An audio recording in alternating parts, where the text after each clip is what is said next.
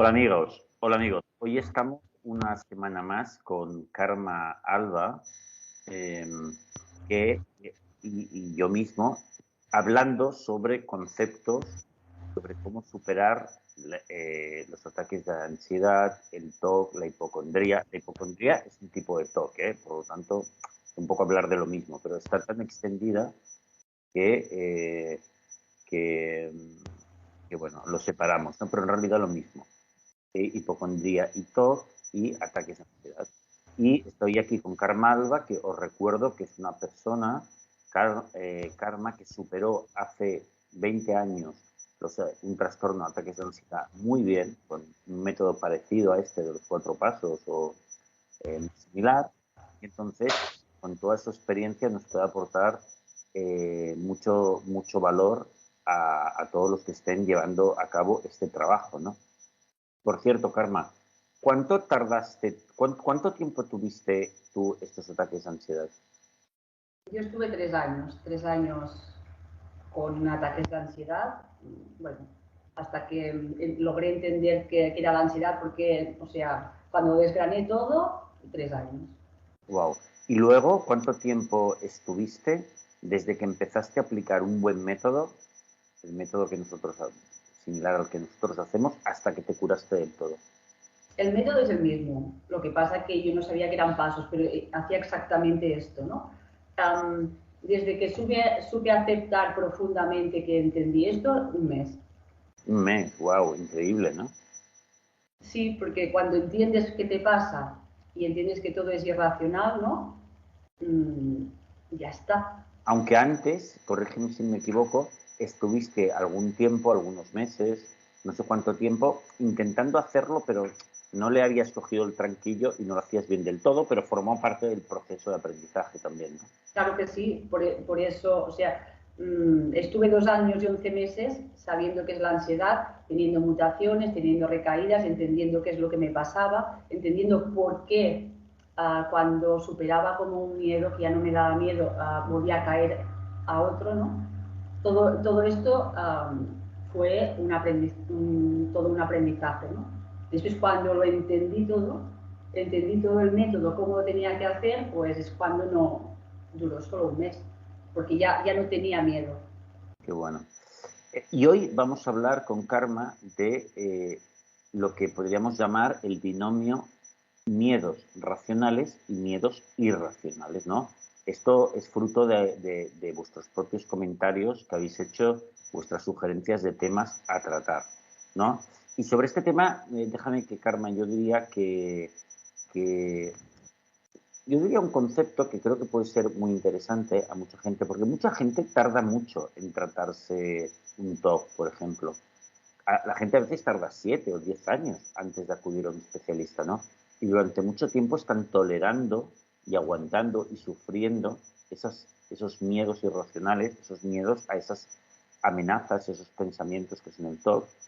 Y gente que tiene ataques de pánico que está mucho tiempo, por ejemplo, eh, 30 años. Hemos visto algún testimonio de persona que tuvo ataques de ansiedad durante 30 años antes de curarse, ¿no?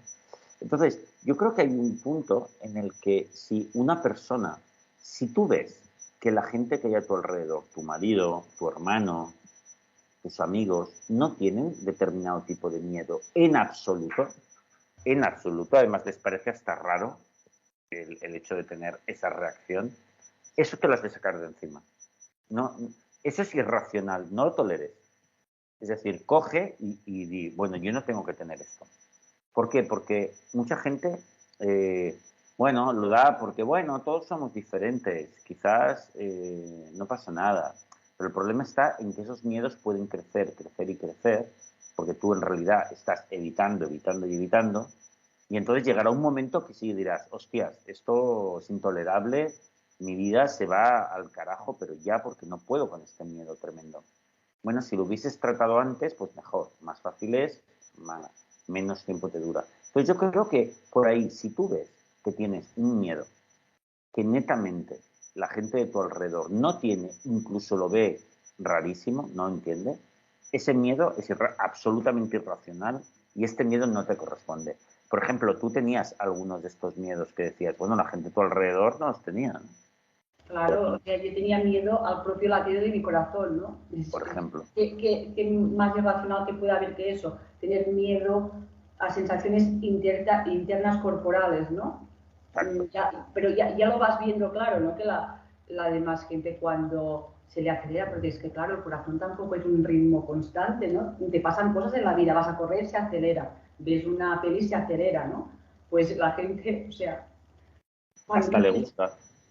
cuando no tienes un miedo irracional, o sea, no te das ni cuenta, ¿no? De estas cosas, pero cuando Exacto. estás con ese miedo, te aseguro que calculas y estás como súper sensibilizado a cualquier diferencia. Llevas como un escáner, ¿no? De decir, ¡ah! Ahora me va a venir el ataque, ¿no? Ahora está subiendo el ritmo cardíaco y tú ya crees que si te sube el ritmo cardíaco te va a venir un ataque de ansiedad, porque Exacto. eso es lo que te pasa siempre, ¿no? Exacto. O, por ejemplo, ahora iré a un miedo más común, pero también irracional, que es la fobia social o la timidez excesiva, ¿no? Si tú, por ejemplo, ves que te reúnes con gente y lo pasas mal porque tienes como un temor, una vergüenza, unos nervios que te entra, y ves que el conjunto de la gente no lo tiene, a ver, cierta medida es normal, es decir, por ejemplo, hablar en público, bueno, normal, casi todo el mundo le da cosa hablar en público, no pasa nada. Por ejemplo, en ir a una fiesta que no conoces a nadie, absolutamente. Hombre, puede dar un poco de cosa, ¿no? Un poco de nervios. Tú verás que todo el mundo lo tiene eso. Explícaselo a tu hermano, explícaselo a tu madre. Que dirán, sí, yo solo a una fiesta voy, pero me da un poco de reparo, ¿no? Vale, pues todo eso es normal. Ahora, si tú le explicas a tu pareja, a tu hermano, mira, es que yo ya, aunque conozca a la gente, si se reúnen más de 3 personas, yo ya lo paso mal. Y al final paso unos nervios brutales en la comida, porque hija mía, yo no. No sé qué es eso y me parece muy raro. Vale, pues no lo toleres. Ve al psicólogo y cúrate esto, porque esas cosas pueden crecer y aunque ahora puedas esquivar el tema y no quedar mucho con gente y tal, a la larga eso va a crecer y no te conviene. Por lo tanto, trátalo. Yo creo que eso sería una buena diferencia entre los miedos irracionales que has de tratar y miedos más o menos racionales que no tienes por qué tratar si no quieres, ¿no? Entonces, yo creo que eso sería una buena diferencia. Bueno, porque tampoco te limitan la vida, ¿no, Rafael? Por eso te da igual tratarlos o no, ¿no? Sí, Porque al final, sí, claro, tienes que tratártelos si te da miedo tu propio corazón, porque te limita la vida y cada vez harás menos cosas, ¿no? Pero exacto. si te da miedo una serpiente, tampoco te encuentras a diario, ¿no? O sea, eso no hace falta, pero si también tienes pensamientos, ¿no? De que le voy a hacer daño a alguien, y lo tienes constantemente, eso también te lo vas a tener que tratar, porque también te va a limitar. O sea, aparte de no ser normal que les pasen a la mayoría, te está limitando tu vida. Estás dejando de hacer cosas por estos miedos, ¿no? Esto también sería una señal, ¿no? Totalmente, muy bien. ¿Qué más nos han preguntado, Karma, sobre estas cuestiones de los miedos irracionales o los miedos racionales? Creo que había alguna pregunta más por ahí. Claro, los miedos irracionales, la gente lo que tiene miedo es a sentirlos, ¿no? Y yo les digo que, claro, o sea, si tú tienes miedo a hacerte daño, esto es ansiedad pura. Otra cosa sería que tuvieras deseos de hacer daño, esto ya sería otra historia, pero todo lo que te dé miedo, miedo a que te dé un ataque al corazón, miedo a desvanecerte porque tienes vértigos, miedo por hacer, si tú tienes miedo es que no lo quieres hacer, ¿no? Sí. Sí, es en el caso del TOC, ¿no? En los TOC donde la gente le ha cogido miedo a un pensamiento, amenaza. Eh, Generalmente hay unos concretos que se llaman TOC de dañar a los demás o de dañarse a uno mismo, ¿no? Y entonces la persona un poco piensa, pero ¿sería capaz de suicidarme? ¿Sería capaz de atacar a otra persona? Pero si realmente eso le da miedo, es lo último que haría en su vida. Es un TOC, por supuesto. Eso muchas veces lo dudan y bueno, hay que aclarar que no, que nunca lo harían y precisamente los únicos capaces de hacerlo son los que no le tienen miedo a eso. O sea, es que dicen, suicidarme, pues vale. O, atacar a alguien, pues bueno, pues nada. y no les da miedo. Pero si a ti te da mucho miedo, es eso que va contra tu idiosincrasia, tu manera de ser. Entonces, por lo tanto, no lo vas a hacer. Oye, ¿verdad que hay veces que la gente pregunta, Karma, cómo es que los síntomas de los ataques de pánico o el TOC incluso, se repiten los patrones? Por ejemplo, de los ataques de pánico más típicos son los que están concentrados alrededor del corazón, que el corazón me va muy rápido, que me va a dar un ataque al corazón, me duele el pecho y me ahogo, ¿no? A veces se combina con este, pero alrededor del corazón es el número uno, ¿no? Luego el siguiente es mareos, vértigos muy brutales. Ese también, alrededor de eso van los ataques de pánico. Otros dolores de estómago también hay muy fuertes, ¿no? Relacionados con los ataques de pánico. Bueno, pero luego, por ejemplo, la desrealización, la despersonalización son síntomas muy comunes. Entonces la gente puede preguntar, ¿cómo es que a ti, tú te has preguntado alguna vez por qué esos patrones sueles, no siempre, pero pueden seguir unos patrones más o menos similares? Bueno, es que viendo, ¿no? O sea, todo lo que comenta la gente y así, es que la mayoría tenemos el patrón, ¿no? Este del corazón, de los vértigos. Después hay 50.000 síntomas y hay gente que estos no los tiene. Pero sí que el tanto por ciento es muy elevado y yo sí que me lo he preguntado algunas veces porque yo así especulando, o sea, creo que como tu cuerpo está en modo alerta, si tu cuerpo está en modo alerta, que se va a acelerar primero el corazón, ¿no? Exacto. Y es muy fácil asustarse de eso, ¿sabes? Porque todos hemos oído hablar de hay alguien que le da un ataque al corazón, etcétera. Está ahí, es muy normal asustarse por eso. Y es lo que dices tú, cuando el cuerpo está en alerta, es fácil que notes más eso, ¿no? Porque es verdad que va un poquito más deprisa. Lo mismo los vértigos, ¿no? Es algo que, bueno, lo hemos visto por ahí, a mí me ha dado alguna vez. Asustarme de eso es muy fácil, ¿no? Y llamarlo a ti mismo.